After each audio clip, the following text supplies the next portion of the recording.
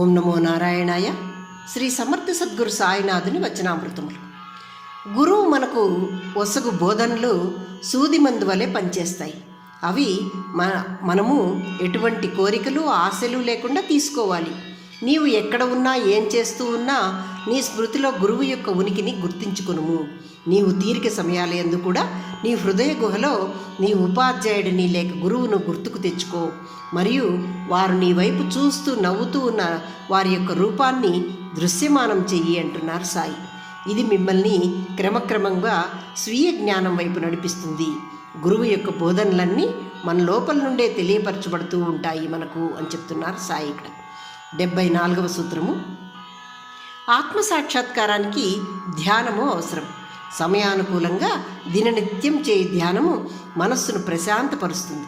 ఇటువంటి ధ్యానము నిన్ను వ్యర్థమైన కోరికల వెంట నుండి విడుదల చేస్తుంది. అంటే మన కోరికల యొక్క వ్యామోహాన్ని తగ్గిస్తుంది ధ్యానము అంటున్నారు సాయి. ఇక్కడ మీ చుట్టూ ఉన్న అన్ని జీవులలో స్వీయ పరిశీలనను చేసుకొని మిమ్మల్ని త్వరగా ఈ ధ్యాన స్థితి పొందేందుకు దోహదపడుతుంది.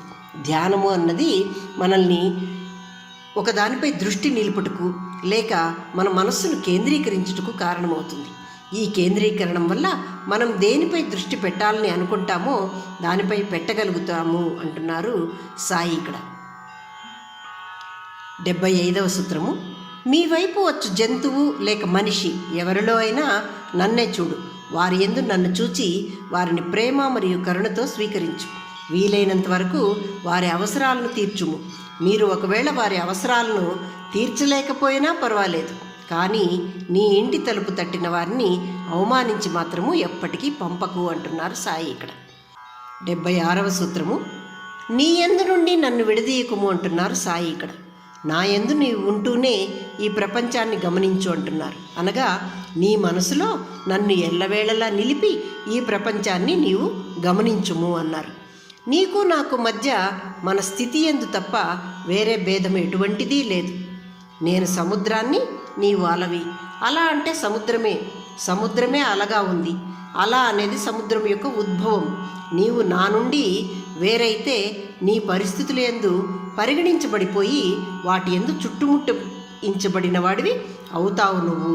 కాన నన్ను నీ యందు నుండి దూరం చేసుకోకము అంటున్నారు బాబా. ఇక్కడ అంటే మానవ సహజమైన నీ యొక్క సంసార చక్రమునందు నీవు బంధించబడిపోతావు. కాబట్టి నన్ను ఎప్పటికీ నీ ఆలోచనల నుండి నీ మనస్సు నుండి నన్ను దూరం చేయవద్దు అని చెప్తున్నారు బాబా. ఇక్కడ ఓం నమో నారాయణాయ.